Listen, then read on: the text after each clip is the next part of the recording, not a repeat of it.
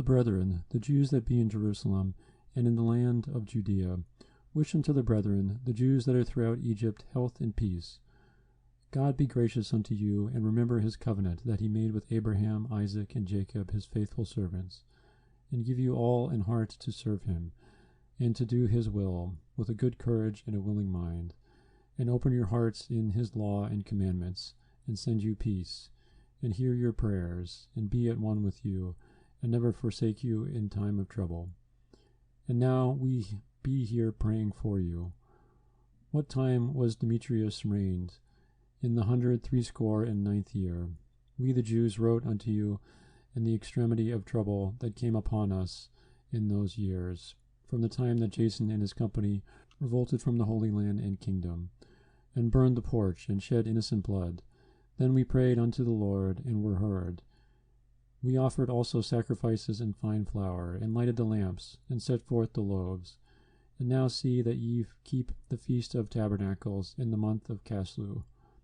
In the 168th year, the people that were at Jerusalem and in Judea, and the council, and Judas, sent greetings and health unto Aristobulus, King Ptolemaeus' master, who was of the stock of the anointed priests, and to the Jews that were in Egypt. Insomuch as God hath delivered us from great perils, we thank him highly, as having been in battle against a king.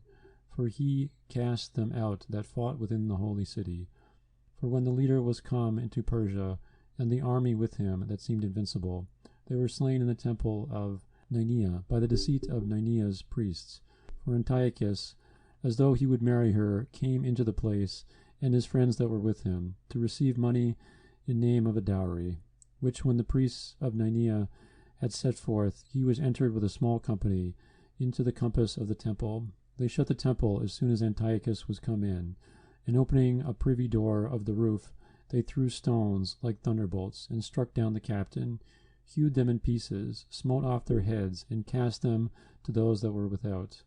Blessed be our God in all things, who hath delivered up the ungodly. Therefore, whereas we are now purposed to keep the purification of the temple upon the 25th day of the month of Caslu, we thought it necessary to certify you thereof, that ye might also keep it, as the feast of the tabernacles, and of the fire, which was given us when Neemias offered sacrifice, after that he had builded the temple and the altar. For when our fathers were led into Persia, the priests that were then devout took the fire of the altar privily, and hid it in a hollow place of a pit without water, where they kept it sure, so that the place was unknown to all men. Now after many years, when it pleased God, Neemias, being sent from the king of Persia, did send of the posterity of those priests that had hid it to the fire. But when they told us, they found no fire but thick water.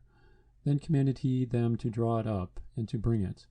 And when the sacrifices were laid on it, Neemias commanded the priests to sprinkle the wood and the things laid thereon with water. When this was done, the time came that the sun shone, which afore was hid in the cloud. There was a great fire kindled, so that every man marveled. And the priests made a prayer whilst the sacrifice was consuming. I say both the priests and all the rest, Jonathan beginning, and the rest answering thereunto, as Neemias did. And the prayer was after this manner: O Lord, Lord God, creator of all things, who art fearful and strong, and righteous and merciful, and the only and gracious King, the only giver of all things, the only just, almighty, and everlasting, thou that deliverest Israel from all trouble, and didst choose the fathers and sanctify them. Receive the sacrifice for the whole people Israel, and preserve thine own portion, and sanctify it. Gather those together that are scattered from us, deliver them that serve among the heathen, look upon them that are despised and abhorred, and let the heathen know that thou art our God. Punish them that oppress us, and with pride do us wrong. Plant thy people again in thy holy place, as Moses has spoken. And the priests sung psalms of thanksgiving. Now when the sacrifice was consumed, Neemias commanded the water that was left to be poured on the great stones. When this was done, there was kindled a flame, but it was consumed by the light that shined from the altar. So when this matter was known, it was told to the king of Persia that in the place where the priests that were led away had hid the fire, there appeared water, and that Nehemias had purified the sacrifices therewith. Then the king, enclosing the place, made it holy, after he had tried the matter. And the king took many gifts, and bestowed thereof on those whom he would gratify. And Nehemias called this thing Nephathar, which is as much as to say a cleansing, but many men call it Nephi. Chapter 2. It is also found in the records that Jeremy the prophet commanded them that were carried away to take of the fire, as it hath been signified, and how that the prophet, having given them the law, charged them not to forget the commandments of the Lord, and that they should not err in their minds, when they see images of silver and gold with their ornaments. And with other such speeches exhorted he them that the law should not depart from their hearts. It was also contained in the same writing that the prophet, being warned of God, commanded the tabernacle and the ark to go with him, as he went forth into the mountain where Moses climbed up, and saw the heritage of God. And when Jeremy came thither, he found an hollow cave, wherein he laid the tabernacle, and the ark, and the altar of incense, and so stopped the door. And some of those that followed him came to mark the way, but they could not find it. Which when Jeremy perceived, he blamed them, saying, As for that place, it shall be unknown until the time that God gather his people again together, and receive them unto mercy. Then shall the Lord show them these things, and the glory of the Lord shall appear, and the clouds also, as it was showed under Moses, and as when Solomon desired that the place might be honorably sanctified. It was so declared, that he being wise offered the sacrifice of dedication, and of the finishing of the temple. And as when Moses prayed unto the Lord, the fire came down from heaven, and consumed the sacrifices, even so prayed Solomon also, and the fire came down from heaven, and consumed the burnt offerings. And Moses said, Because the sin offering was not to be eaten, it was consumed. So Solomon kept those 8 days. The same things also were reported in the writings and commentaries of Nehemias, and how he, founding a library, gathered together the acts of the kings and the prophets and of David, and the epistles of the kings concerning the holy gifts. In like manner also Judas gathered together all those things that were lost by reason of the war we had, and they remained with us. Wherefore, if ye have need thereof, send some to fetch them unto you. Whereas we then are about to celebrate the purification, we have written unto you, and ye shall do well, if ye keep the same days.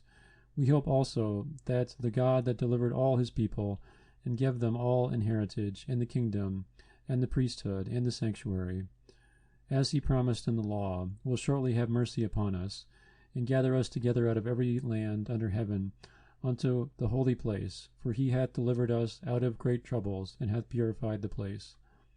Now as concerning Judas Maccabeus and his brethren, and the purification of the great temple, and the dedication of the altar, and the wars against Antiochus Epiphanes, and Eupator his son, and the manifest signs that came from heaven unto those that behaved themselves manfully to their honor for Judaism, so that, being but a few, they overcame the whole country, and chased the barbarous multitudes, and recovered again the temple renowned all the world over, and freed the city, and upheld the laws which were going down, the Lord being gracious unto them with all favor. All these things, I say, being declared by Jason of Cyrene in 5 books, we will essay to abridge in 1 volume, for considering the infinite number and the difficulty which they find that desire to look into the narrations of the story for the variety of the matter. We have been careful that they that will read may have delight, and that they that are desirous to commit to memory might have ease, and that all into whose hands it comes might have profit. Therefore to us that have taken upon us this painful labor of abridging, it was not easy, but a matter of sweat and watching, even as it is no ease unto him that prepareth a banquet, and seeketh the benefit of others. Yet for the pleasure of many we will undertake gladly this great pains, leaving to the author the exact handling of every particular, and laboring to follow the rules of an abridgment. For as the master builder of a new house must care for the whole building, but he that undertaketh to set it out and paint it must seek out fit things for the adorning thereof, even so I think it is with us. To stand upon every point, and go over things at large, and to be curious in particulars, belongeth to the first author of the story. but to use brevity and to avoid much laboring of the work, is to be granted to him that will make an abridgment. Here, then, we will begin the story, only adding thus much to that which hath been said, that it is a foolish thing to make a long prologue, and to be short in the story itself. Chapter 3. Now when the holy city was inhabited with all peace, and the laws were kept very well, because of the godliness of Onias the high priest, and his hatred of wickedness, it came to pass that even the kings themselves did honor the place, and magnify the temple with their best gifts, insomuch that Seleucus of Asia of his own revenues bare all the cost belonging to the service of the sacrifices. But one Simon of the tribe of Benjamin, who was made governor of the temple, fell out with the high priest about disorder in the city. And when he could not overcome Onias, he gat him over to Apollonius, the son of Thraces, who was then governor of Cilicia and Phenice, and told him that the treasury in Jerusalem was full of infinite sums of money, so that the multitude of their riches, which did not pertain to the account of the sacrifices, was innumerable, and that it was possible to bring all into the king's hand. Now when Apollonius became king, and showed him of the money whereof he was told, the king chose out Heliodorus his treasurer, and sent him with a commandment to bring him the foresaid money. So forthwith Heliodorus took his journey, under a colour of visiting the cities of Cilicia and Phenice, but indeed to fulfill the king's purpose.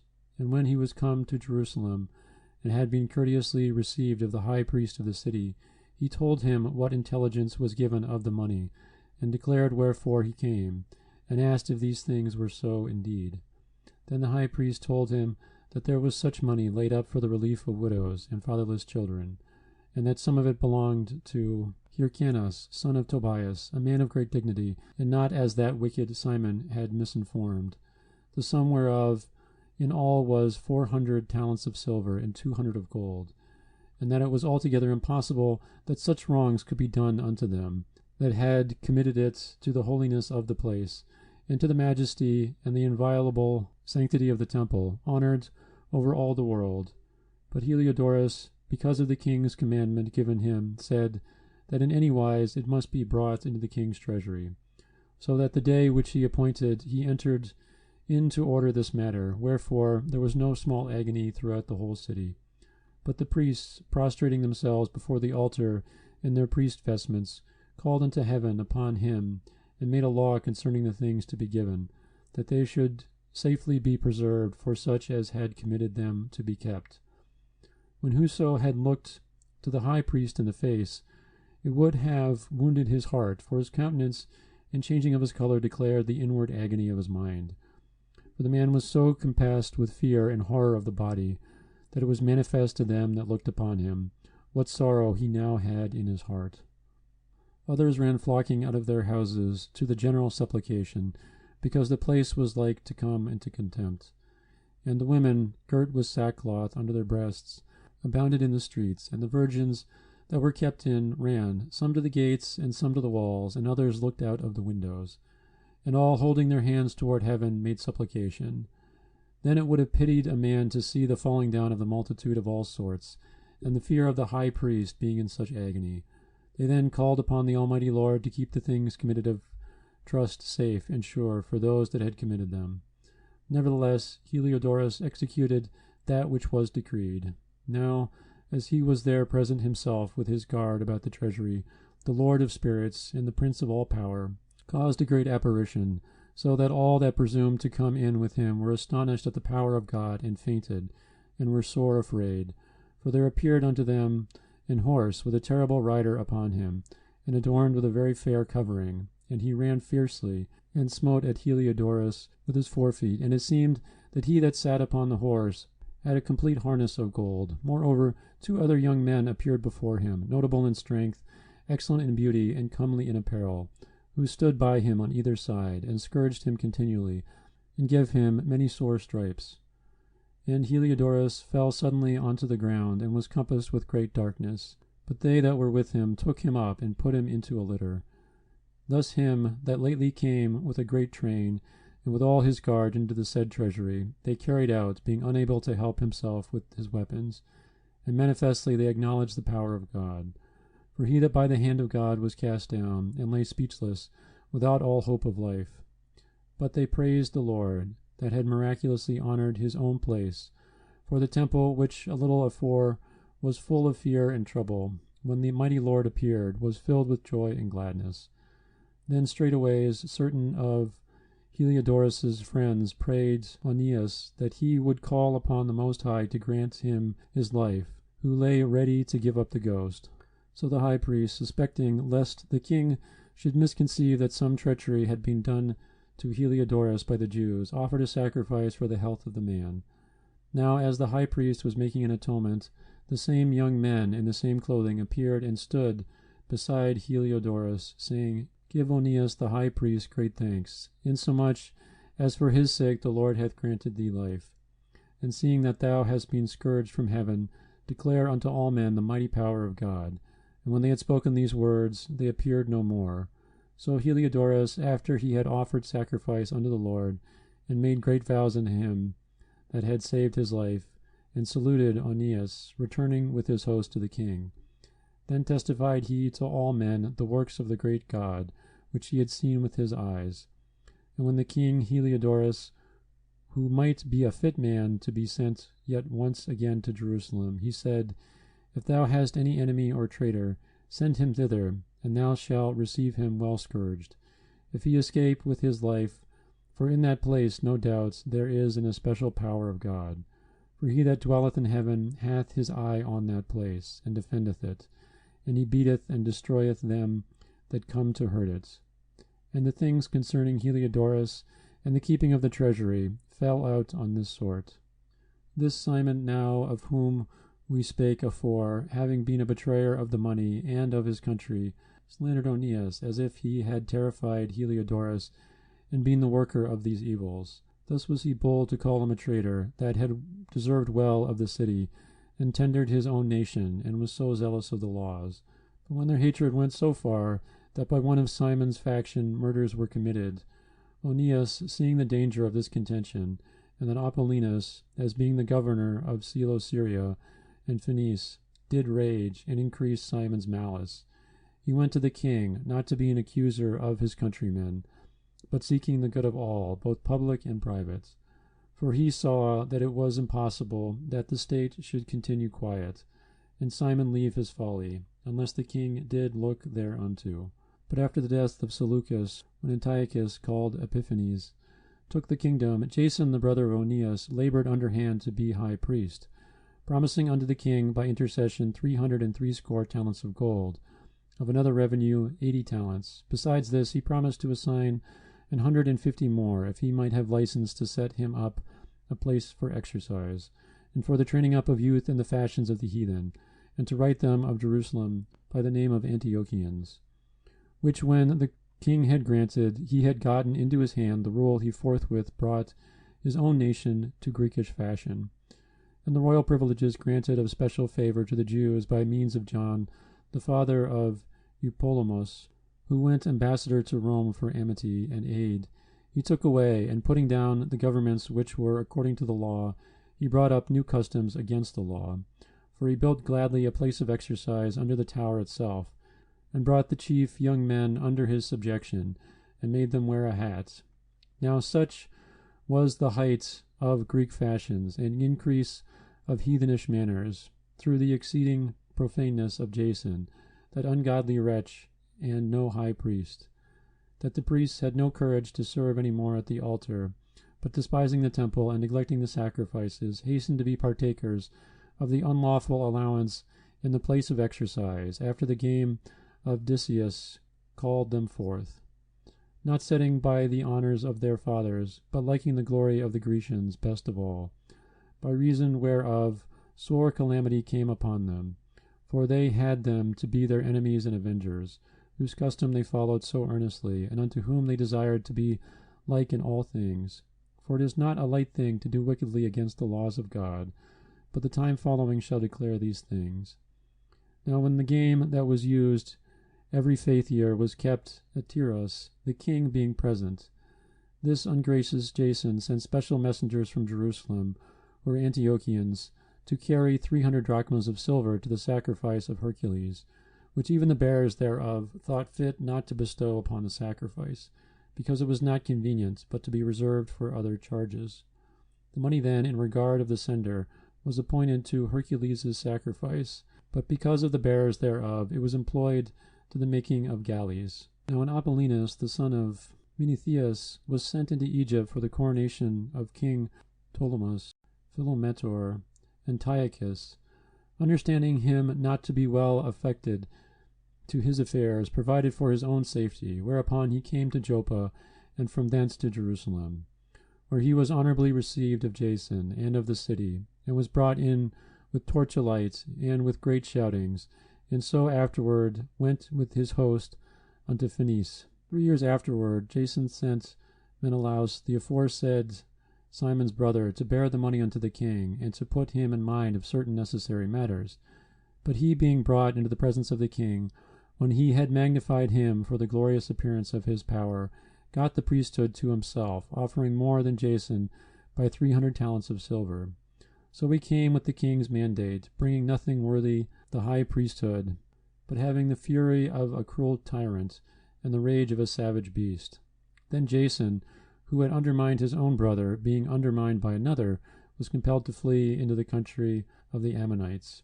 So Menelaus got the principality, but as for the money that he had promised unto the king, he took no good order for it, albeit Sostratus, the ruler of the castle, required it, for unto him appertained the gathering of the customs, wherefore they were both called before the king. Now Menelaus left his brother Lysimachus in his stead in the priesthood, and Sostratus left Cratz, who was governor of the Cyprians. While those things were in doing, they of Tarsus and Malos made insurrection, because they were given to the king's concubine, called Antiochus.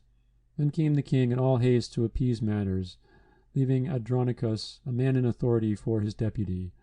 Now Menelaus, supposing that he had gotten a convenient time, stole certain vessels of gold out of the temple, and gave some of them to Andronicus, and some he sold into Tyrus and the cities round about.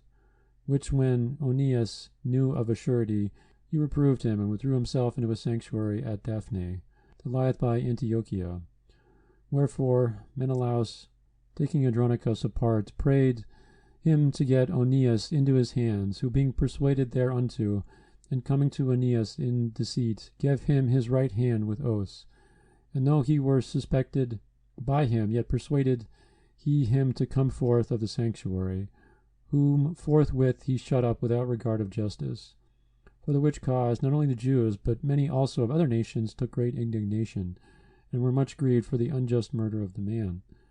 And when the king was come again from the places about Cilicia, the Jews that were in the city, and certain of the Greeks that abhorred the fact also, complained because Onias was slain without cause. Wherefore Antiochus was heartily sorry, and moved to pity, and wept, because of the sober and modest behavior of him that was dead. And being kindled with anger, forthwith he took away Andronicus his purple, and rent off his clothes, and leading him through the whole city unto that very place where he had committed impiety against Onias, there slew he the accursed murderer. Thus the Lord rewarded him his punishment, as he had deserved. Now when many sacrileges had been committed in the city by Lysimachus with the consent of Menelaus, and the fruit thereof was spread abroad, the multitude gathered themselves together against Lysimachus, many vessels of gold being already carried away. Whereupon the common people rising, and being filled with rage, Lysimachus armed about 3,000 men, and began first to offer violence. One Uranus being the leader, a man far gone in years, and no less in folly. They then, seeing the attempt of Lysimachus, some of them caught stones, some clubs, others, taking handfuls of dust that was next at hand, cast them all together upon Lysimachus and those that sat upon them. Thus many of them were wounded, and some of they struck to the ground, and all of them they forced to flee. But as for the church robber himself, him they killed beside the treasury. Of these matters, therefore, there was an accusation against Menelaus. Now when the king came to Tyrus, 3 men that were sent from the Senate pleaded the cause before him. But Menelaus, being now convicted, promised Ptolemy, the son of Dorymenes, to give him much money, if he would pacify the king toward him. Whereupon Ptolemy, taking the king aside into a certain gallery, as it were to take the air, brought him to be of another mind, insomuch that he discharged Menelaus from the accusations, who notwithstanding was the cause of all the mischief, and those poor men, who, if they had been told their cause, yea, before the Scythians, should have been judged innocent. Them he condemned to death. Thus that followed the matter for the city, and for the people, and for the holy vessels, did soon suffer unjust punishment. Wherefore, even they of Tyrus, moved with hatred of that wicked deed, caused them to be honorably buried. And so, through the covetousness of them that were of power, Menelaus remained still in authority, increasing in malice, and being a great traitor to the citizens. Chapter 5. About the same time Antiochus prepared his second voyage into Egypt. And then it happened, that through all the city, for the space almost of 40 days, there were seen horsemen riding in the air, in cloth of gold, and armed with lances, like a band of soldiers, and troops of horsemen in array, encountering and running one against another, with shaking of shields, and multitude of pikes, and drawing of swords, and casting of darts, and glittering of gold ornaments, and harnesses of all sorts. Wherefore every man prayed that that apparition might turn to good. Now when there was gone forth a false rumor, as though Antiochus had been dead, Jason took at the least 1,000 men, and suddenly made an assault upon the city. And they that were upon the walls, being put back, and the city at length taken, Menelaus fled into the castle. But Jason slew his own citizens without mercy, not considering that to get the day of them of his own nation would be a most unhappy day for him, but thinking they had been his enemies, and not his countrymen whom he conquered. Howbeit for all this he obtained not the principality, but at the last received shame for the reward of his treason, and fled again into the country of the Ammonites.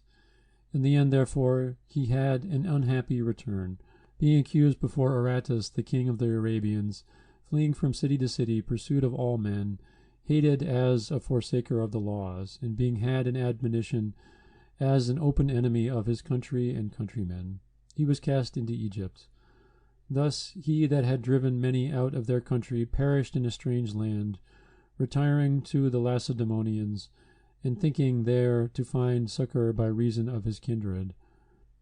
And he that had cast out many unburied had none to mourn for him, nor any solemn funerals at all, nor sepulchre with his fathers. Now when this that was done came to the king's ear, he thought that Judah had revolted. Whereupon, removing out of Egypt in a furious mind, he took the city by force of arms, and commanded his men of war not to spare such as they met, and to slay such as went upon the houses. Thus there was killing of young and old, making away of men, women, and children, slaying of virgins and infants. And there were destroyed within the space of 3 whole days 80,000, whereof 40,000 were slain in the conflict, and no fewer sold than slain. Yet was he not content with this, but presumed to go into the most holy temple of all the world, Menelaus, that traitor to the laws and to his own country, being his guide, and taking the holy vessels with polluted hands, and with profane hands pulling down the things that were dedicated by other kings, to the augmentation and glory and honor of the place, he gave them away. And so haughty was Antiochus in mind, that he considered not that the Lord was angry for a while for the sins of them that dwelt in the city, and therefore his eye was not upon the place. For had they not been formerly wrapped in many sins, this man, as soon as he had come, had forthwith been scourged, and put back from his presumptuous, as Heliodorus was, whom Seleucus the king sent to view the treasury. Nevertheless, God did not choose the people for the place's sake, but the place for the people's sake. And therefore the place itself, that was partaker with them of the adversity that happened to the nation, did afterward communicate in the benefits sent from the Lord. And as it was forsaken in the wrath of the Almighty, so again the great Lord being reconciled, it was set up with all glory. So when Antiochus had carried out of the temple 1,800 talents, he departed in all haste into Antiochia, weening in his pride to make the land navigable, and the sea passable by foot, Such was the haughtiness of his mind. And he left governors to vex the nation. At Jerusalem, Philip for his country, a Phrygian, and for manners more barbarous than he that set him there. And at Garizim, Andronicus, and besides Menelaus, who, worse than all the rest, bare an heavy hand over the citizens, having a malicious mind against his countrymen the Jews. He sent also that detestable ringleader Apollonius with an army of 22,000, commanding him to slay all those that were in their best age, and to sell the women and the younger sorts, who, coming to Jerusalem, and pretending peace, did forbear till the holy day of the Sabbath, when taking the Jews, keeping the holy day, he commanded his men to arm themselves. And so he slew all of them that were gone to the celebrating of the Sabbath, and running through the city with weapons slew great multitudes. But Judas Maccabeus, with 9 others, or thereabout, withdrew himself into the wilderness, and lived in the mountains after the manner of beasts, with his company who fed on herbs continually, lest they should be partakers of the pollution. Chapter 6. Not long after this, the king sent an old man of Athens to compel the Jews to depart from the laws of their fathers, and not to live after the laws of God, and to pollute also the temple of Jerusalem, and to call it the temple of Jupiter Olympus, and that in Gazerim, of Jupiter the defender of strangers, as they did desire that dwell in the place. The coming in of this mischief was sore and grievous to the people, for the temple was filled with riots and reviling by the Gentiles, who dallied with harlots and had to do with women within the circuit of the holy places, and besides that brought in things that were not lawful. The altar also was filled with profane things, which the law forbiddeth. Neither was it lawful for a man to keep Sabbath days or ancient fasts, or to profess himself at all to be a Jew. And in the day of the king's birth, every month, they were brought by bitter constraint to eat of the sacrifices, and when the fast of Bacchus was kept, the Jews were compelled to go in procession to Bacchus, carrying ivy. Moreover, there went out a decree to the neighbor cities of the heathen by the suggestion of Ptolemy against the Jews, that they should observe the same fashions and be partakers of their sacrifices. And whosoever would not conform themselves to the manners of the Gentiles should be put to death. Then might a man have seen the present misery. For there were 2 women brought, who had circumcised their children, whom when they had openly led round about the city, the babes handing at their breasts, they cast them down headlong from the wall. And others that had run together into caves near by, to keep the Sabbath day secretly, being discovered by Philip, were all burnt together, because they made a conscience to help themselves for the honor of the most sacred day. Now I beseech those that read this book, that they be not discouraged for these calamities, but that they judge those punishments not to be for destruction, but for the chastening of our nation. For it is a token of his great goodness when the wicked doers are not suffered any long time, but forthwith punished.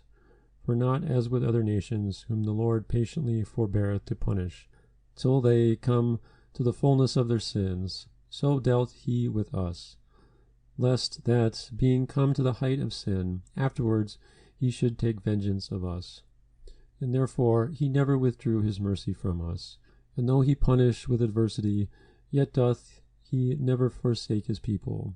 But let this that we had spoken be for a warning unto us. And now will we come to the declaring of the matter in a few words.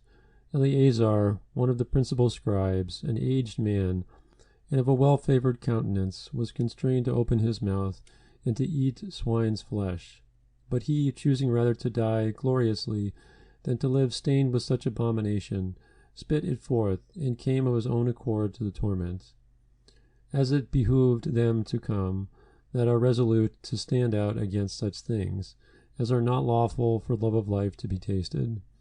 But they that had the charge of the wicked feast, for the old acquaintance they had with the man, taking him aside, besought him to bring flesh of his own provision, such as was lawful for him to use, and make as if he did eat of the flesh taken from the sacrifice commanded by the king.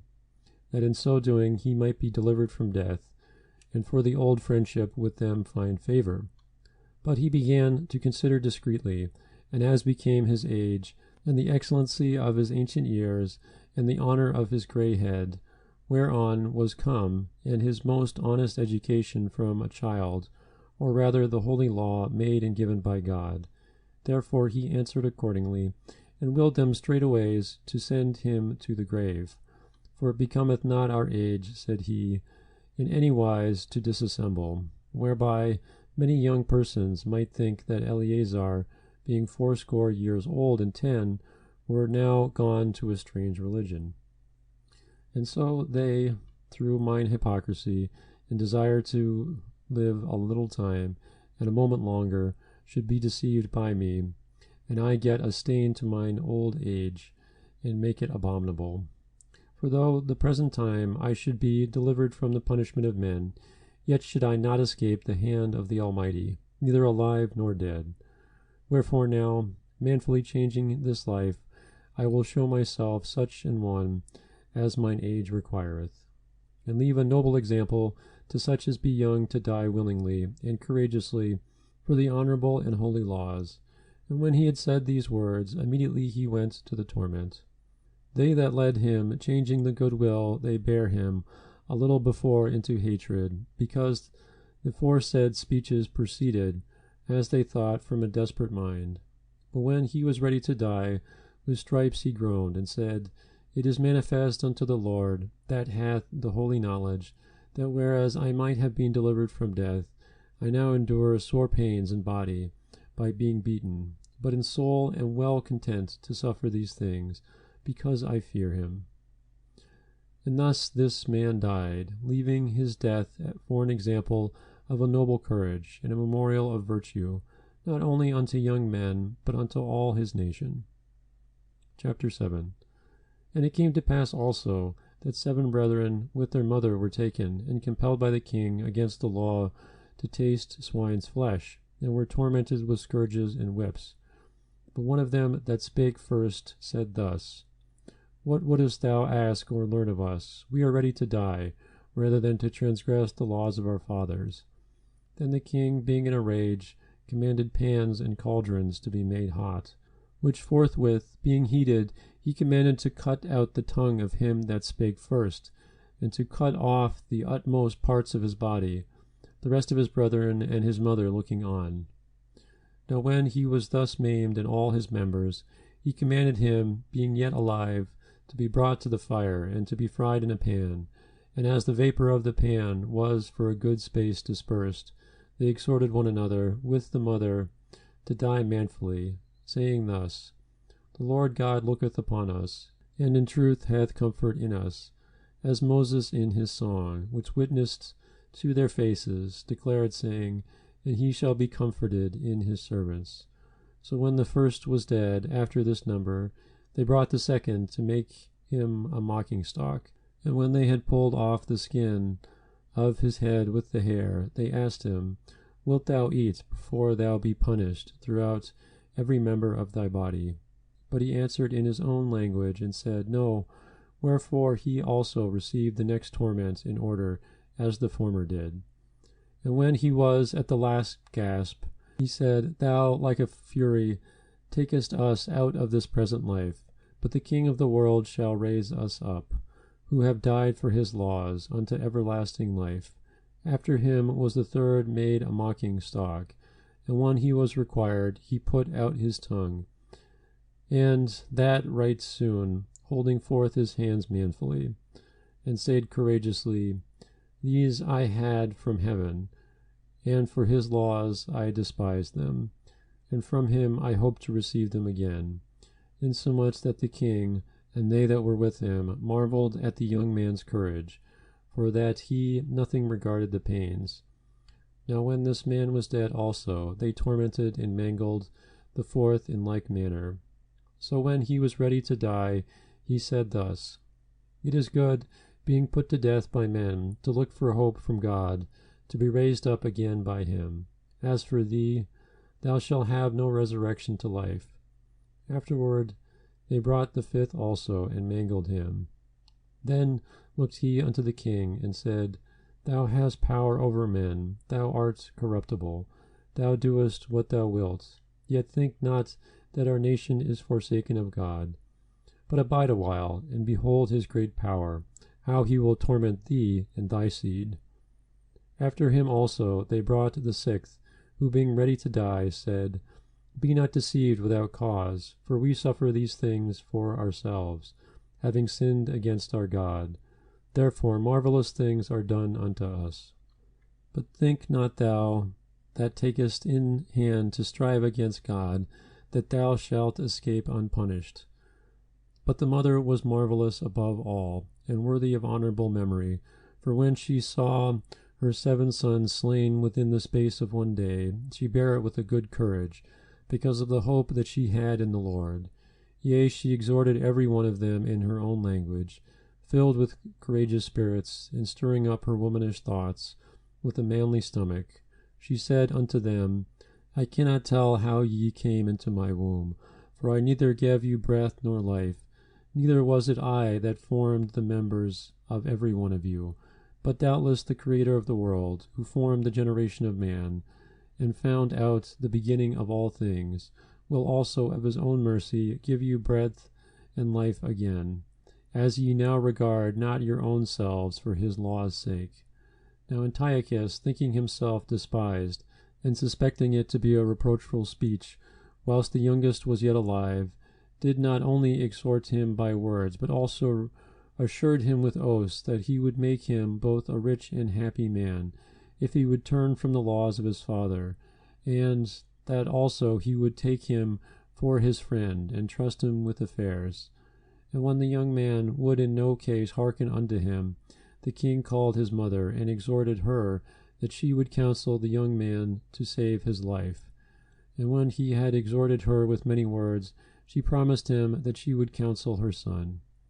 But she, bowing herself toward him, laughing the cruel tyrant to scorn, spake in her country language on this manner, O my son, have pity upon me that bare thee 9 months in thy womb, and gave thee such 3 years, and nourished thee, and brought thee up unto this age, and endured the troubles of education. I beseech thee, my son, look upon the heaven and the earth, and all that is therein, and consider that God made them of things that were not, and so was mankind made likewise. Fear not this tormentor, but, being worthy of thy brethren, take thy death, that I may receive thee again in mercy with thy brethren. While she was yet speaking these words, the young men said, Whom wait ye for? I will not obey the king's commandment, but I will obey the commandment of the law that was given unto our fathers by Moses. And thou, that hast been the author of all mischief against the Hebrews, shall not escape the hands of God. For we suffer because of our sins. And though the living God be angry with us for a little while for our chastening and correction, yet shall he be at one again with his servants. But thou, O godless man, of all other most wicked, be not lifted up without a cause, nor puffed up with uncertain hopes, lifting up thy hand against the servants of God.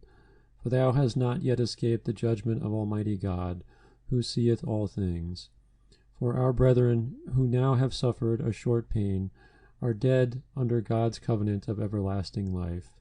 But thou, through the judgment of God, shalt receive just punishment for thy pride.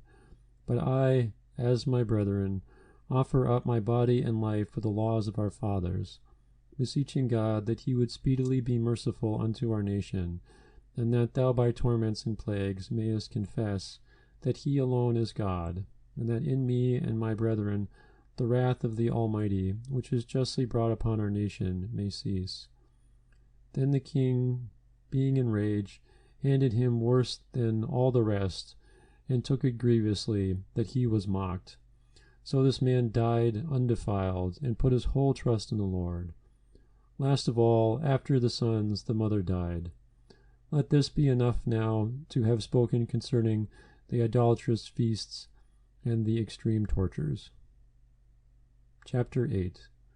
Then Judas Maccabeus and they that were with him went privily into the towns, and called their kinsfolk together, and took unto them all such as continued in the Jews' religion, and assembled about 6,000 men. And they called upon the Lord, that he would look upon the people that was trodden down of all, and also pity the temple profaned of ungodly men, and that he would have compassion upon the city, sore defaced, and ready to be made even with the ground, and hear the blood that cried unto him, and remember the wicked slaughter of harmless infants, and the blasphemies committed against his name, and that he would show his hatred against the wicked. But when Maccabeus had his company about him, he could not be withstood by the heathen, for the wrath of the Lord was turned into mercy. Therefore he came at unawares, and burnt up towns and cities, and got into his hands the most commodious places, and overcame and put to flight no small number of his enemies. But specially took he advantage of the night for such privy attempts, insomuch that the fruit of his holiness was spread everywhere. So when Philip saw that this man increased by little and little, and that things prospered with him still more and more, he wrote unto Ptolemaeus, the governor of Cilicia and Phoenice, to yield more aid to the king's affairs. Then forthwith, choosing Nicanor, the son of Patroclus, one of his special friends, he sent him with no fewer than 20,000 of all nations under him, to root out the whole generation of the Jews. And with him he joined also Gorgias, a captain, who in matters of war had great experience. So Nicanor undertook to make so much money of the captive Jews as should defray the tribute of 2,000 talents, which the king was to pay to the Romans. Wherefore immediately he sent to the cities upon the sea coast, proclaiming a sale of the captive Jews, and promising that they should have 80 bodies for 1 talent, not expecting the vengeance that was to follow upon him from the Almighty God. Now when the word was brought unto Judas of Nicanor's coming, and he had imparted unto those that were with him that the army was at hand, they that were fearful and distrusted the justice of God fled and conveyed themselves away. Others sold all that they had left, and withal besought the Lord to deliver them, sold by the wicked Nicanor before they met together, and if not for their sakes, yet for the covenants he had made with their fathers, and for his holy and glorious name's sake, by which they were called. So Maccabeus called his men together unto the number of 6,000, and exhorted them not to be stricken with terror of the enemy, nor to fear the great multitude of the heathen, who came wrongfully against them, but to fight manfully, and to set before their eyes the injury that they had unjustly done to the holy place, and the cruel handling of the city, whereof they made a mockery, and also the taking away of the government of their forefathers. For they, said he, trust in their weapons and boldness, but our confidence is in the Almighty, who at a beck can cast down both them that come against us, and also all the world. Moreover, he recounted unto them what helps their forefathers had found, and how they were delivered, when under Sennacherib 180,500 perished. And he told them of the battle that they had in Babylon with the Galatians, how they came but 8,000 in all to the business, with 4,000 Macedonians, and that the Macedonians, being perplexed, the 8,000 destroyed, and 120,000, because of the help that they had from heaven, and so received a great booty. Thus when he had made them bold with these words, and ready to die for the law and the country, he divided his army into 4 parts, and joined with himself his own brethren, leaders of each band, to wit Simon and Joseph and Jonathan, giving each one 1,500 men. Also he appointed Eleazar to read the holy books, and when he had given them this watchword, the help of God, himself leading the first band. And by the help of the Almighty they slew above 9,000 of their enemies, and wounded and maimed the most part of Nicanor's host, and so put all to flight, and took their money that came to buy them, and pursued them far, but lacking time they returned. For it was the day before the Sabbath, and therefore they would no longer pursue them. So when they had gathered their armor together, and spoiled their enemies, they occupied themselves about the Sabbath, yielding exceeding praise and thanks to God, who had preserved them unto that day, which was the beginning of mercy distilling upon them. And after the Sabbath, when they had given part of the spoils to the maims, and the widows, and the orphans, the residue they divided among themselves and their servants.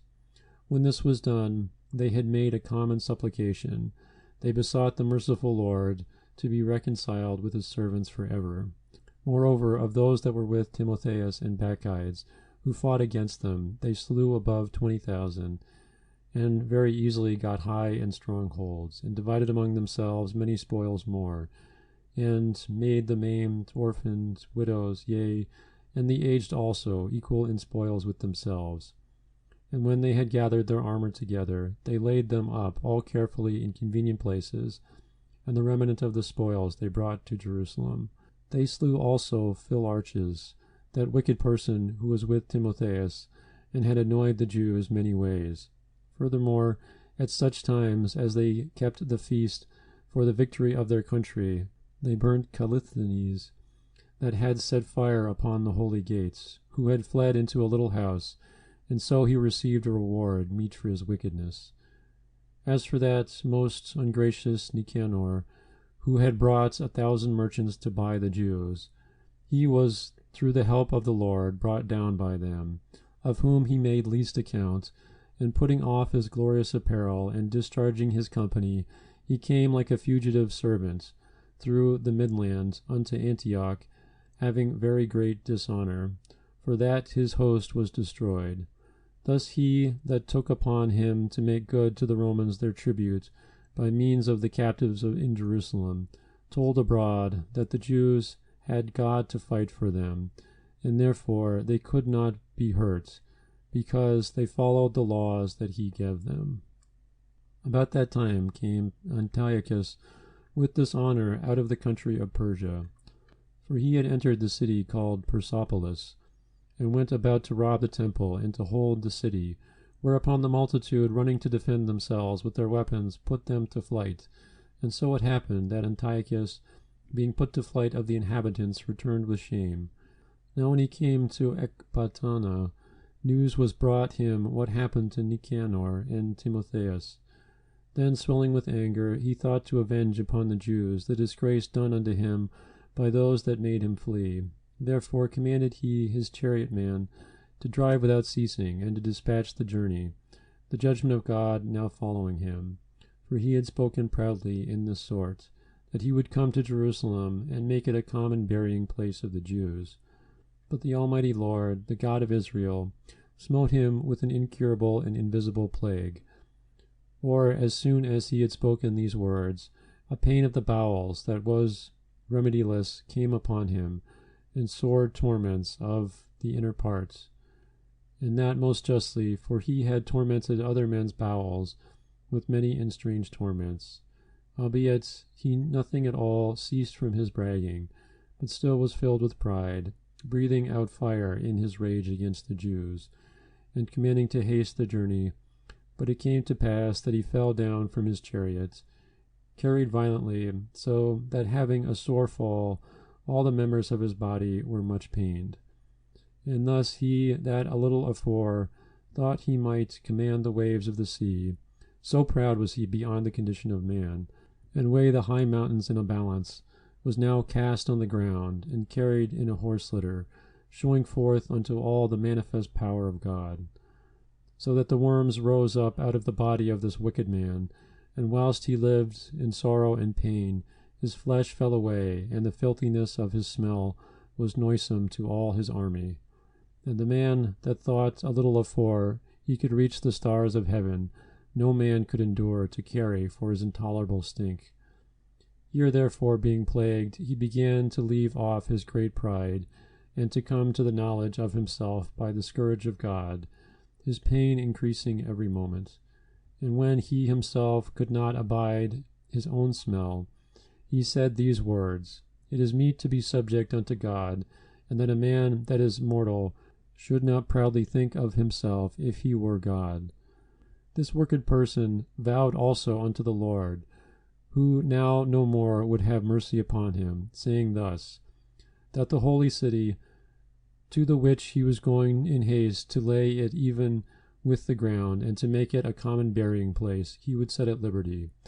And as touching the Jews, whom he had judged not worthy so much as to be buried, but to be cast out with their children, to be devoured of the fowls and wild beasts, he would make them all equals to the citizens of Athens. And the holy temple, which before he had spoiled, he would garnish with goodly gifts, and restore all the holy vessels with many more, and out of his own revenue defray the charges belonging to the sacrifices. Yea, and that also he would become a Jew himself, and go through all the world that was inhabited, and declare the power of God. But for all this his pains would not cease, for the just judgment of God was come upon him. Therefore, despairing of his health, he wrote unto the Jews the letter underwritten, containing the form of a supplication after this manner. Antiochus, king and governor, to the good Jews his citizens, wisheth much joy, health, and prosperity. If ye and your children fare well, your affairs be to your contentment.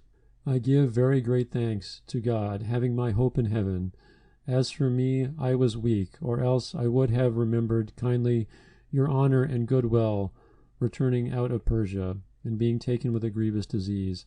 I thought it necessary to care for the common safety of all, not distrusting mine health, but having great hope to escape this sickness.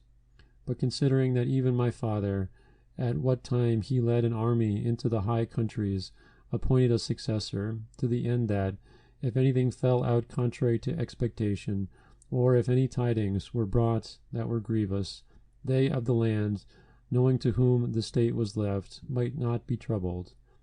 Again, considering how that the princes that are borders and neighbors unto my kingdom wait for opportunities, and expect what shall be the event, I have appointed my son Antiochus king, whom I often committed and commended unto many of you, when I went up into the high provinces, to whom I have written as followeth. Therefore I pray and request you to remember the benefits that I have done unto you generally, and in special that every man will be still faithful to me and my son. For I am persuaded that he, understanding my mind, will favorably and graciously yield to your desires. Thus the murderer and blasphemer, having suffered most grievously, as he entreated other men, so died he a miserable death in a strange country in the mountains. And Philip, that was brought up with him, carried away his body, who also, fearing the son of Antiochus, went into Egypt to Ptolemais Philometor. Chapter 10. Now Maccabeus and his company, the Lord guiding them, recovered the temple and the city, but the altars which the heathen had built in the open street, and also the chapels they pulled down. And having cleansed the temple, they made another altar, and striking stones, they took fire out of them, and offered a sacrifice after 2 years, and set forth incense and lights and showbread. When that was done, they fell flat down, and besought the Lord that they might come no more into such troubles. But if they sinned any more against him, that he himself would chasten them with mercy, and that they might not be delivered unto the blasphemous and barbarous nations. Now upon the same day that the strangers profaned the temple, on that very same day it was cleansed again, even the 25th day of the same month, which is Caslu. And they kept the 8 days with gladness, as in the feast of the tabernacles, remembering that not long afore they had held the feast of the tabernacles, when as they wandered in the mountains in dens like beasts. Therefore they bare branches and fair boughs and palms also, and sang psalms unto him that had given them good success in cleansing his place. So ordained also by a common statute and decree, that every year those days should be kept of the whole nation of the Jews. And this was the end of Antiochus, called Epiphanes. Now will we declare the acts of Antiochus Epiphanes, who was the son of this wicked man, gathering briefly the calamities of the wars. So when he was come to the crown, he set one Lysias over the affairs of his realm, and appointed him his chief governor of Celesyria and Phoenice. For Ptolemaeus, that was called Macron, choosing rather to do justice unto the Jews for the wrong that had been done unto them, endeavored to continue peace with them. Whereupon, being accused of the king's friends before Eupator, and called traitor at every word, because he had left Cyprus, that Philometor had committed unto him, and departed unto Antiochus Epiphanes, and seeing that he was in no honorable place, he was so discouraged that he poisoned himself and died. But when Gorgias was governor of the holds, he hired soldiers, and nourished war continually with the Jews. And therewithal the Idumeans, having gotten into their hands the most commodious holds, kept the Jews occupied, and receiving those that were banished from Jerusalem, they went about to nourish war. Then they that were with Maccabeus made supplication, and besought God that he would be their helper, and so they ran with violence upon the strongholds of the Idumeans. And assaulting them strongly, they won the holds, and kept off all that fought upon the wall, and slew all that fell into their hands, and killed no fewer than 20,000.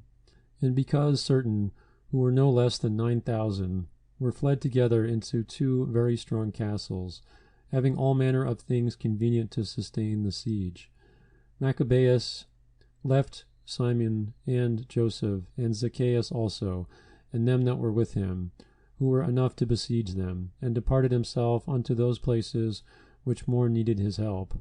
Now they that were with Simon, being led with covetousness, were persuaded for money through certain of those that were in the castle, and took 70,000 drachmas, and let some of them escape.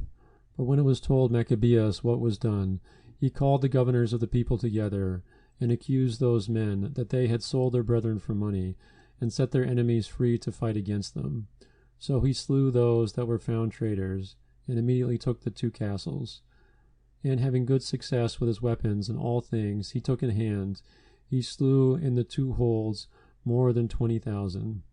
Now Timotheus, whom the Jews had overcome before, when he had gathered a great multitude of foreign forces, and horses out of Asia not a few, came as though he would take Jewry by force of arms.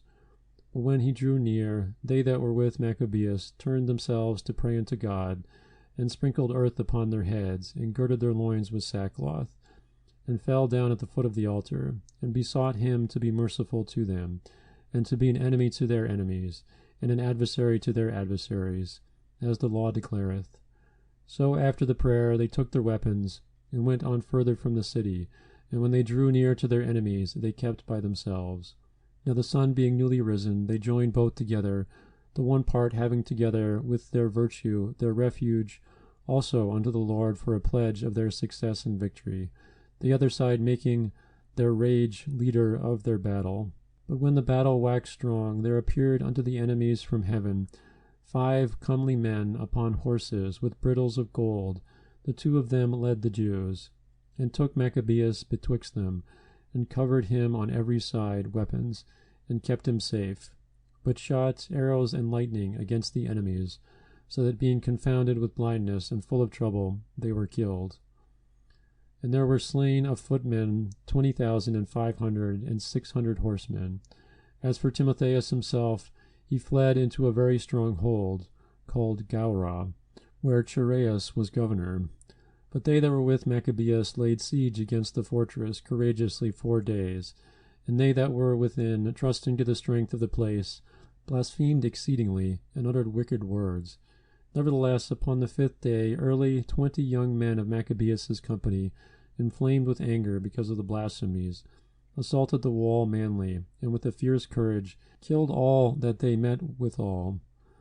Others likewise, ascending after them, whilst they were busied with them that were within, burnt the towers, and kindling fires burnt the blasphemers alive, and others broke open the gates, and, having received in the rest of the army, took the city, and killed Timotheus that was hid in a certain pit, and Chaereas his brother, with Epiphanes. When this was done, they praised the Lord with psalms and thanksgiving, who had done so great things for Israel, and given them the victory. Chapter 11. Not long after Lysias, the king's protector and cousin, who also managed the affairs, took sore displeasure for the things that were done. And when he had gathered about 80,000 with all the horsemen, he came against the Jews, thinking to make the city an habitation of the Gentiles, and to make a gain of the temple, as of the other chapels of the heathen, and to set the high priesthood for sale every year, not at all considering the power of God, but puffed up with his 10,000s of footmen, and his thousands of horsemen, and his 80 elephants. So he came to Judah, and drew near to Peshur, which was a strong town, but distant from Jerusalem, about 5 furlongs. And he laid sore siege unto it. Now when they that were with Maccabeus heard that he had besieged the holds, they and all the people with lamentation and tears besought the Lord that he would send a good angel to deliver Israel. Then Maccabeus himself first of all took weapons, exhorting the other that he would jeopard themselves together with him to help their brethren. So they went forth together with a willing mind. And as they were at Jerusalem, there appeared before them on horseback one in white clothing, shaking his armor of gold. Then they praised the merciful God all together, and took heart, insomuch that they were ready not only to fight with men, but with most cruel beasts, and to pierce through walls of iron. Thus they marched forward in their armor, having an helper from heaven, for the Lord was merciful unto them. And giving a charge upon their enemies like lions, they slew 11,000 footmen, and 1,600 horsemen, and put all the other to flight. Many of them also, being wounded, escaped naked. And Lysias himself fled away shamefully, and so escaped, who, as he was a man of understanding, casting with himself what loss he had had, and considering that the Hebrews could not be overcome, because the Almighty God helped them, he sent unto them, and persuaded them to agree to all reasonable conditions, and promised that he would persuade the king that he must needs be a friend unto them. Then Maccabeus consented to all that Lysias desired, being careful of the common good, and whatsoever Maccabeus wrote unto Lysias concerning the Jews, the king granted it. For there were letters written unto the Jews from Lysias to this effect: Lysias unto the people of the Jews sendeth greeting. John and Absalom, who were sent from you, delivered me the petition subscribed, and made request for the performance of the contents thereof. Therefore, what things soever were meet to be reported to the king, I have declared them, and he hath granted as much as might be. And if then ye will keep yourselves loyal to the state, hereafter also I will endeavor to be a means of your good. But of the particulars I have given order both to these and the other that came from me to commune with you. Fare ye well, the 148th year, the 24th day of the month, Dioscorinthius. Now the king's letter contained these words: King Antiochus unto his brother Lysias sendeth greeting. Since our father is translated unto the gods, our will is that they that are in our realm live quietly, that every one may attend upon his own affairs. We understand also that the Jews would not consent to our father for to be brought unto the custom of the Gentiles, but had rather keep their own manner of living, for the which cause they require of us that we should suffer them to live after their own laws. Wherefore our mind is that this nation shall be in rest, and we have determined to restore them their temple, that they may live according to the customs of their forefathers.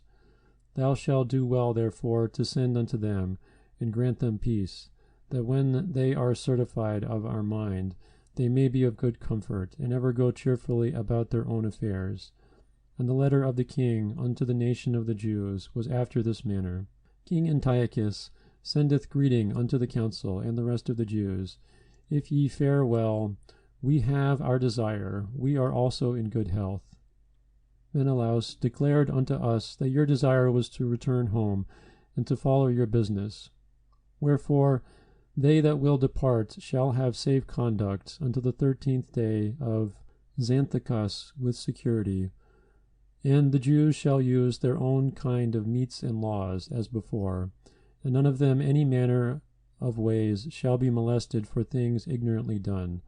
I have sent also Menelaus that he may comfort you. fare ye well, in the 180 year, and the 15th day of the month Xanthicus.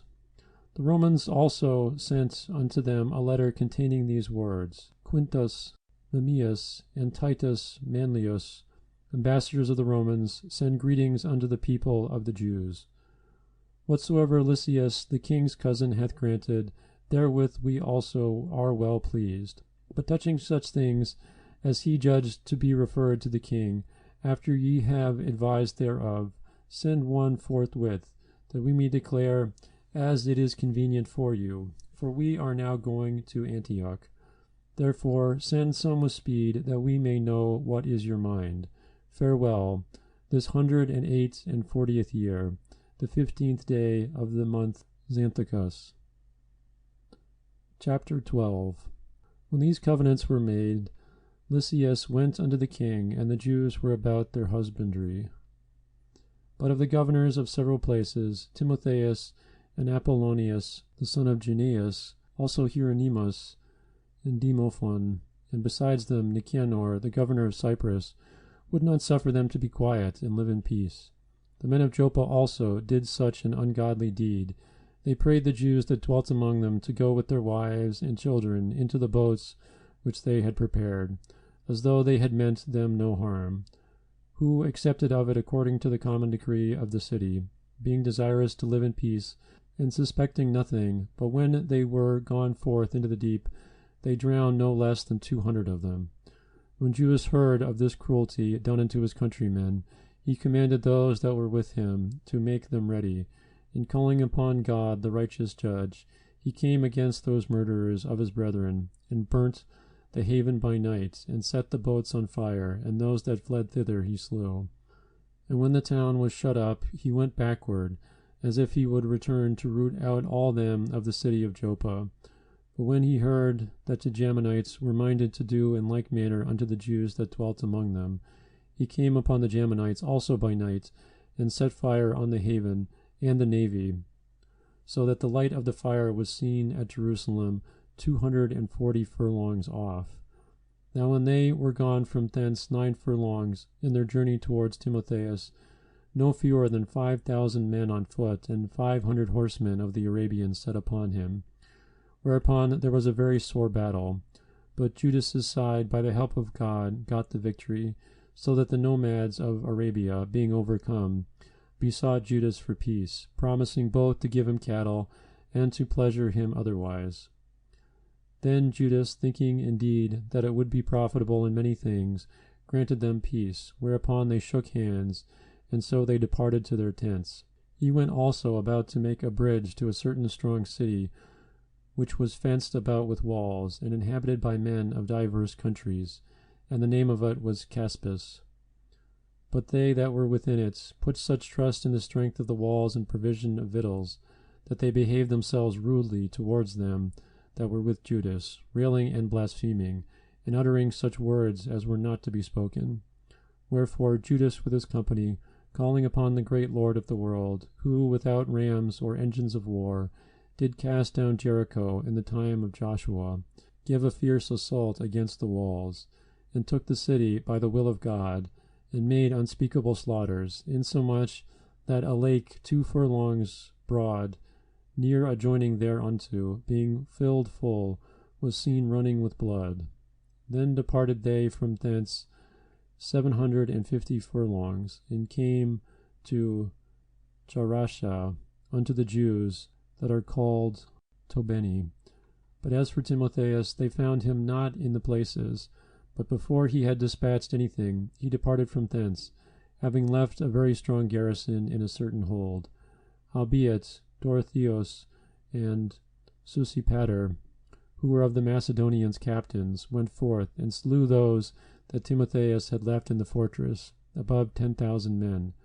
And Maccabeus ranged his army by bands, and set them over the bands, and went against Timotheus, who had about 120,000 men afoot, and 2,500 horsemen. Now when Timotheus had knowledge of Judas's coming, he sent the women and children, and the other baggage unto a fortress called Carnion, for the town was hard to besiege and uneasy to come into, by reason of the straightness of all the passages.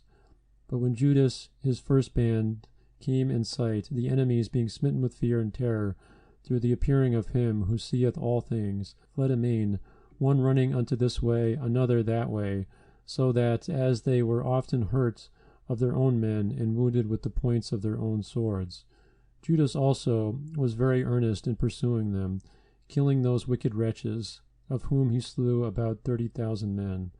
Moreover, Timotheus himself fell into the hands of Dositheus and Sosipater, whom he besought with much craft to let him go with his life, because he had many of the Jews' parents, and the brethren of some of them, who, if they put him to death, should not be regarded. So when he had assured them with many words that he would restore them without hurt, according to the agreement, they let him go for the saving of their brethren. Then Maccabeus marched forth to Carnion, and to the temple of Artagratis, and there he slew 25,000 persons. And after he had put to flight and destroyed them, Judas removed the host towards Ephron, a strong city where Lysias abode, and a great multitude of divers nations. And the strong young men kept the walls, and defended them mightily, wherein also was great provision of engines and darts. But when Judas and his company had called upon a mighty God, who with his power breaketh the strength of his enemies, they won the city, and slew 25,000 of them that were within. From thence they departed to Scythopolis, which lieth 600 furlongs from Jerusalem. But when the Jews that dwelt there had testified that the Scythopolitians dealt lovingly with them, and entreated them kindly in the time of their adversity, they gave them thanks, and desiring them to be friendly still unto them, and so they came to Jerusalem, the feast of the weeks approaching. And after the feast, called Pentecost, they went forth against Gorgias, the governor of Idumea, who came out with 3,000 men of foot and 400 horsemen. And it happened that in their fighting together a few of the Jews were slain, at which time Dositheus, one of Bacanor's company, who was on horseback and a strong man, was still under Gorgias, and taking hold of his coat, drew him by force. And when he would have taken that cursed man alive, a horseman of Thracia, coming upon him, smote off his shoulder, so that Gorgias fled into Maricia. Now when they that were with Gorgias had fought long, and were weary, Judas called upon the Lord, that he would show himself to be their helper and leader of the battle. And with that he began in his own language, and sung psalms with a loud voice. And rushing unawares upon Gorgias's men, he put them to flight. So Judas gathered his host, and came into the city of Adullam. And when the 7th day came, they purified themselves, as the custom was, and kept the Sabbath in the same place. And upon the day following, as the use had been, Judas and his company came to take up the bodies of them that were slain, and to bury them with their kinsmen in their fathers' graves. Now, under the coats of every one that was slain, they found things consecrated to idols of the Jamanites, which is forbidden the Jews by the law. Then every man saw that this was the case, wherefore they were slain. All the men, therefore, praising the Lord, the righteous judge, who had opened the things that were hid, betook themselves unto prayer, and besought him that the sin committed might wholly be put out of remembrance. Besides, that noble Judas exhorted the people to keep themselves from sin, forsomuch as they saw before their eyes the things that came to pass for the sins of those that were slain. And when he had made a gathering throughout the company to the sum of 2,000 drachmas of silver, he sent it to Jerusalem to offer a sin offering, doing therein very well and honestly, and that he was mindful of the resurrection. For if he had not hoped that they that were slain should have risen again, it had been superfluous and vain to pray for the dead. And also, in that he perceived that there was great favor laid up for those that died godly, it was in holy and good thought, whereupon he made reconciliation for the dead, that they might be delivered from sin. Chapter 13.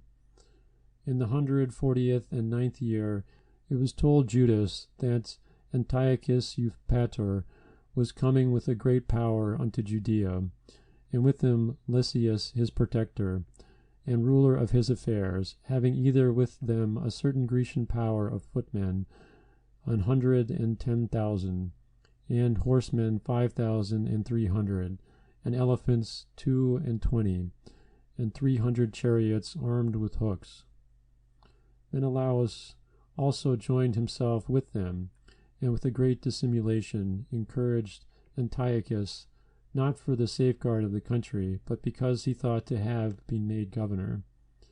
But the King of Kings moved Antiochus's mind against this wicked wretch, and Lysias informed the king that this man was the cause of all mischief, so that the king commanded to bring him unto Berea, and to put him to death, as the manner is in that place. Now there was in that place a tower of 50 cubits high, full of ashes, and it had a round instrument, which on every side hang down into the ashes. And whosoever was condemned of sacrilege, or had committed any other grievous crime, there did all men thrust him unto death. Such a death it happened that wicked men to die, not having so much a burial in the earth, and that most justly. For inasmuch as he had committed many sins about the altar, whose fire and ashes were holy, he received his death in ashes.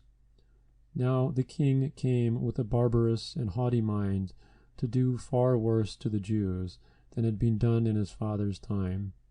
Which things when Judas perceived, he commanded the multitude to call upon the Lord night and day, that if ever at any other time he would now also help them, being at the point to put from them their law, from their country, and from the holy temple, and that he would not suffer the people that had even now been but a little refreshed to be in subjugation to the blasphemous nations. So when they had all done this together, and besought the merciful Lord with weeping and fasting, and lying flat upon the ground 3 days long, Judas, having exhorted them, commanded that they should be in readiness. And Judas, being apart with the elders, determined, before the king's host should enter into Judea and get the city, to go forth and try the matter in fight by the help of the Lord. So when he had committed all the Creator of the world, and exhorted his soldiers to fight manfully, even unto death, for the laws, the temple, the city, the country, and the commonwealth, he camped by Modin. And having given the watchword to them that were about him, victory is of God, and with the most valiant and choice young men, he went in into the king's tent by night, and slew in the camp about 4,000 men, and the chiefest of the elephants, with all that were upon him. And at last they filled the camp with fear and tumult, and departed with good success. This was done in the break of the day, because the protection of the Lord did help him. Now when the king had taken a taste of the manliness of the Jews, he went about to take the hold by policy, and marched towards Bethsura, which was a stronghold of the Jews. But he was put to flight, failed, and lost of his men. For Judas had conveyed unto them that were in such things as were necessary. But Rhodocus, who was in the Jews' hosts, disclosed the secrets to the enemies. Therefore he was sought out, and when they had gotten him, they put him in prison. The king treated them in Besum the second time, gave his hand, and took theirs, departed, fought with Judas, was overcome. Heard that Philip, who was left over the affairs in Antioch, was desperately bent, confounded, entreated the Jews, submitted himself, and sware to all equal conditions, agreed with them, and offered sacrifice, honored the temple, and dealt kindly with the place, and accepted well of Maccabeus, made him principal governor from Ptolemais unto Gerhenes. Came to Ptolemais. The people there were grieved for the covenants, for they stormed, because they would make their covenants void. Lysias went up to the judgment seat, said as much as could be in defense of the cause, persuaded, pacified, made them well affected, returned to Antioch. Thus it went touching the king's coming and departing. Chapter 14. After 3 years was Judas informed that Demetrius the son of Seleucus, having entered by the haven of Tripolis with a great power and navy, had taken the country and killed Antiochus and Lysias his protector. Now one Aclimos, who had been high priest and had defiled himself witfully in the times of their mingling with the Gentiles, seeing that by no means he could save himself, nor have any more access to the holy altar, came to King Demetrius in the 151st year, presenting unto him a crown of gold and a palm, and also the boughs which were used solemnly in the temple. And so that day he held his peace. Howbeit, having gotten opportunity to further his foolish enterprise, and being called into the council by Demetrius, and asked how the Jews stood affected, and what they intended, he answered thereunto, those of the Jews that he called Assidians, whose captain is Judas Maccabeus, nourish war and are seditious, and will not let the rest be in peace.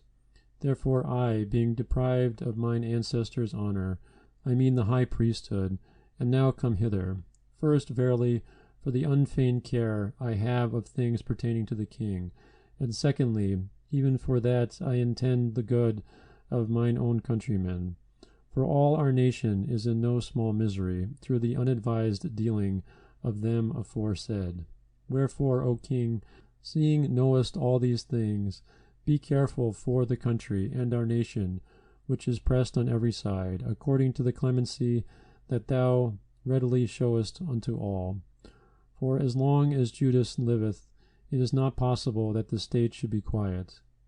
This was no sooner spoken of him, but others of the king's friends, being maliciously set against Judas, did more incense Demetrius. And forthwith, calling Nicanor, who had been master of the elephants, and making him governor over Judea, he sent him forth, commanding him to slay Judas, and to scatter them that were with him, and to make Aclimos high priest of the great temple.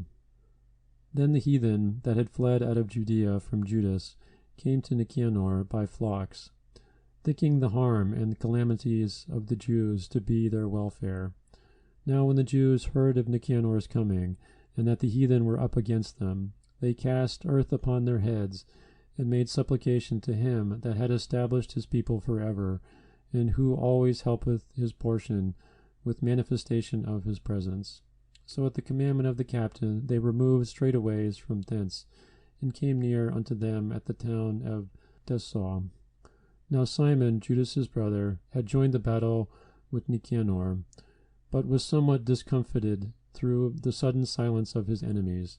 Nevertheless, Nicanor, hearing the manliness of them that were with Judas, and the courageousness that they had to fight for their country, durst not try the matter by the sword.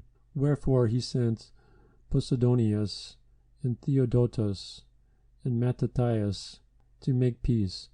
So when they had long advisement thereupon, and the captain had made the multitude acquainted therewith, and it appeared that they were all of one mind, they consented to the covenants, and appointed a day to meet together by themselves. And when the day came, the stools were set for either of them. Ludus placed armed men ready in convenient places, lest some treachery should be suddenly practiced by the enemies. So they made a peaceable conference. Now Nicanor abode in Jerusalem, and did no hurt, but sent away the people that came flocking unto him. And he would not willingly have Judas out of his sight, for he loved the man from his heart. He prayed him also to take a wife, and to beget children. So he married, was quiet, and took part of this life. But Alcimus, perceiving the love that was betwixt them, and considering the covenants that were made, came to Demetrius, and told him that Nicanor was not well affected toward the state, for that he had ordained Judas, a traitor to his realm, to be the king's successor.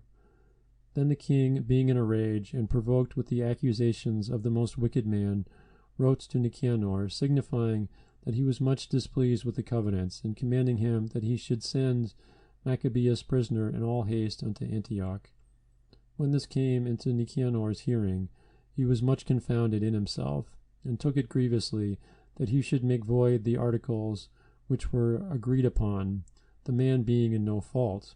But because there was no dealing against the king, he watched his time to accomplish this thing by policy.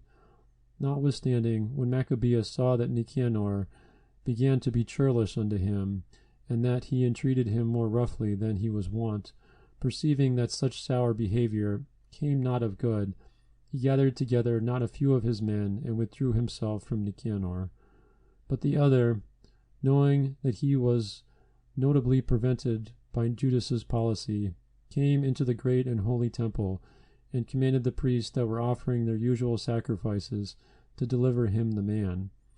And when they sware that they could not tell where the man was whom he sought, he stretched out his right hand toward the temple, and made an oath in this manner: If ye will not deliver me Judas as a prisoner, I will lay this temple of God even with the ground, and I will break down the altar, and erect a notable temple unto Bacchus. After these words he departed. Then the priests lifted up their hands toward heaven, and besought him that was ever a defender of their nation, saying in this manner: Thou, O Lord of all things, who hast need of nothing, was pleased that the temple of thine habitation should be among us. Therefore now, O holy Lord of all holies, keep this house ever undefiled, which lately was cleansed, and stop every unrighteous mouth. Now was there accused unto Nicanor one Razus, one of the elders of Jerusalem, a lover of his countrymen, and a man of very good report, who for his kindness was called a father of the Jews. For in the former times, when they mingled not themselves with the Gentiles, he had been accused of Judaism, and did boldly jeopard his body and life with all vehemency for the religion of the Jews. So Nicanor, willing to declare the hate that he bare unto the Jews, sent above 500 men of war to take him, for he thought by taking him to do the Jews much hurt. Now when the multitude would have taken the tower, and violently broken into the outer door, and bade that fire should be brought to burn it, he, being ready to be taken on every side, fell upon his sword, choosing rather to die manfully than to come into the hands of the wicked, to be abused otherwise than beseemed his noble birth. But missing his stroke through haste, the multitude also rushing within the doors, he ran boldly up to the wall, and cast himself down manfully among the thickest of them. But they quickly giving back, and a space being made, he fell down into the midst of the void place.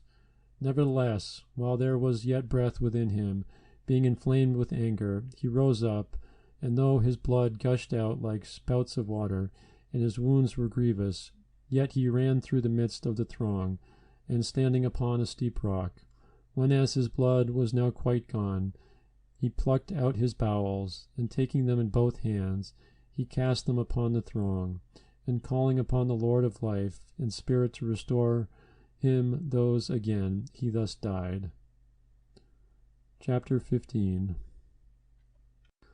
But Nicanor, hearing that Judas and his company were in the strong places about Samaria, resolved without any danger to set upon them on the Sabbath day.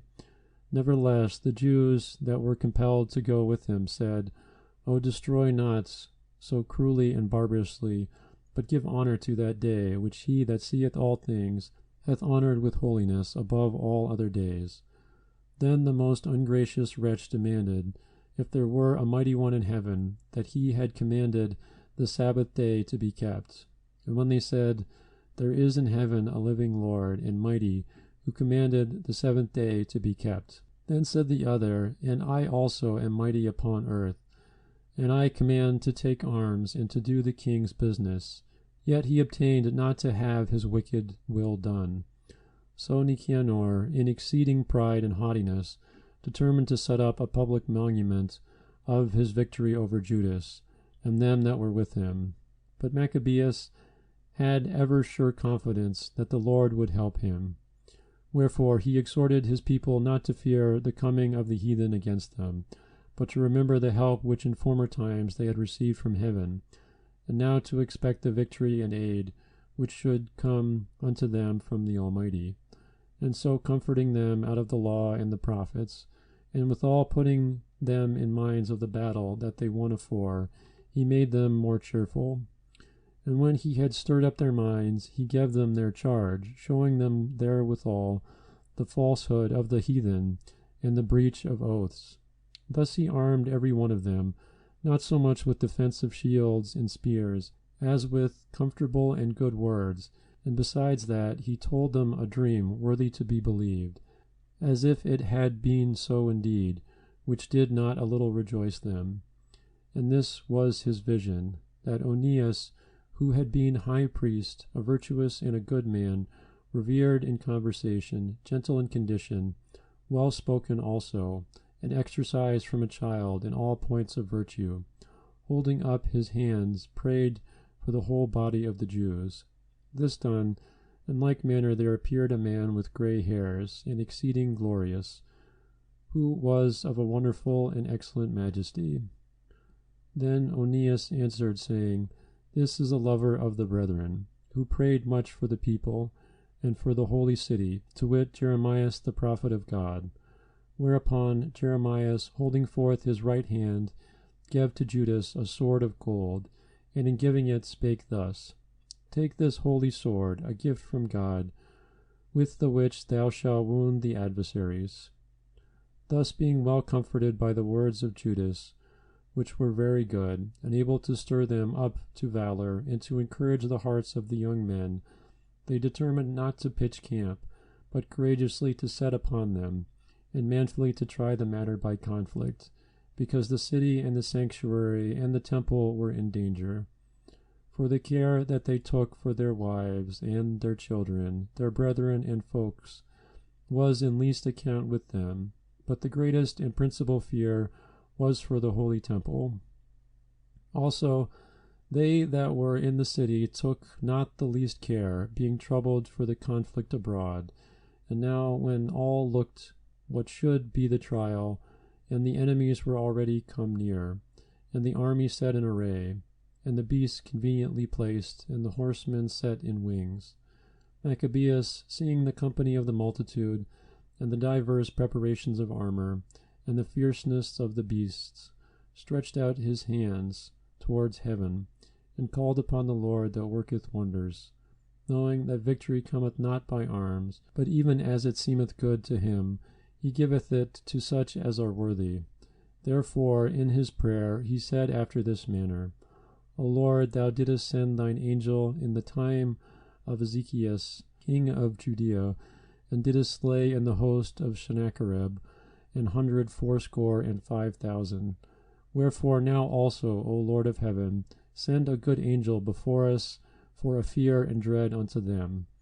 And through the might of thine arm, let those be stricken with terror that come against thy holy people to blaspheme. And he ended thus. Thus Nicanor and they that were with him came forward with trumpets and songs. But Judas and his company encountered the enemies with invocation and prayer, so that fighting with their hands and praying unto God with their hearts, they slew no less than 35,000 men. For through the appearance of God they were greatly cheered. Now when the battle was done, returning again with joy, they knew that Nicanor lay dead in his harness. Then they made a great shout and a noise, praising the Almighty in their own language. And Judas, who was ever the chief defender of the citizens, both in body and mind, and who continued his love towards his countrymen all his life, commanded to strike off Nicanor's head, and his hand with his shoulder, and bring them to Jerusalem. So when he was there, and called them of his nation together, and set the priests before the altar, he sent for them that were of the tower, and showed them vile Nicanor's head, and the hand of that blasphemer, which with proud bags he had stretched out against the holy temple of the Almighty. When he had cut out the tongue of that ungodly Nicanor, he commanded that he should give it by pieces unto the fowls, and hang up the reward of his madness before the temple. So every man praised toward the heaven the glorious Lord, saying, Blessed be he that hath kept his own place undefiled. He hanged also Nicanor's head upon the tower, an evident and manifest sign unto all of the help of the Lord.